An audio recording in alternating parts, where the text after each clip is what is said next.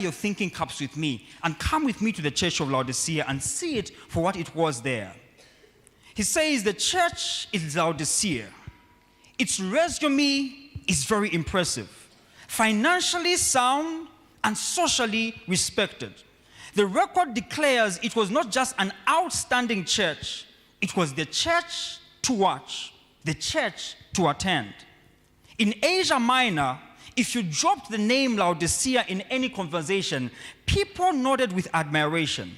It was the go-to church for influence, for wealth, and for status. Missiologically, their emphasis was on material growth.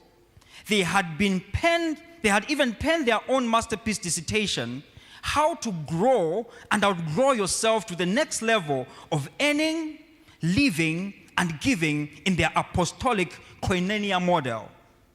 They led the region in tithes and offerings, an esteemed member of the 100 churches in the new Christian era. Their credentials, well, they trailed the church's name like a coronation robe trails a king. A Christian church, supposedly Holy Spirit filled. The conservative church with a deep respect for tradition, protocol, and moral code. They defended the do's and don'ts with passion. A church with swag, holding history, influence, beauty, and prestige in one. And when you ask about their facilities, everything the world says you need to be happy, the church in Laodicea had it. When you look at their palatial worship halls, luxury chariots lined up in the finest parking lot in Asia Minor.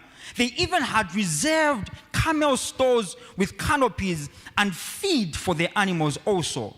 Deacons would escort dignitaries out of the side doors. When the doors opened and the lights were on, this was the kind of congregation that brought prestige to the community just by existing there. Pastors dreamed of pastoring there. Apostles bragged of preaching there. Laodicea was on top of the ladder looking down. But 5 words from the testimony penned down in the book of Revelation pulls off the mask. The watcher says to them, "You are wretched, you are miserable, you are poor, you are blind, and you are naked." You see, the view from the top floor is not always what it's cracked up to be. But that was where Laodicea was. John Nixon put it this way. He says there are only 2 descriptions or depictions of the last day church in Revelation. Laodicea is the first of them. Now the heroic remnant of chapter 12 and the following that keeps the commandments of God and the faith of Jesus Christ throughout all manner of persecution is what we are called to be. But the test here has to be proved. We are either the church of Laodicea or we are either the church of Revelation 12. You can't be the church in between. That if we do not find ourselves with the faith of Jesus, his patience, then we are the church in Laodicea.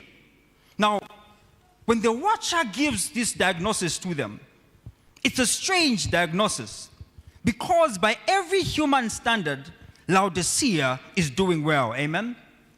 The city itself was the richest in Phrygia, a financial center and a home to a number of extremely wealthy people.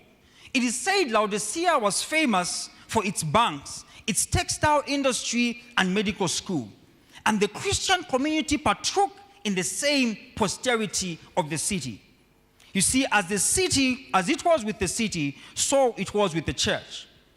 John Nixon says the tithes were booming, the local ministries were a flash, and the church had the best equipment and the latest technology.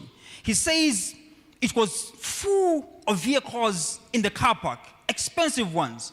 And he says anyone judging by outward appearance would have nominated the Laodicean pastor as pastor of the year.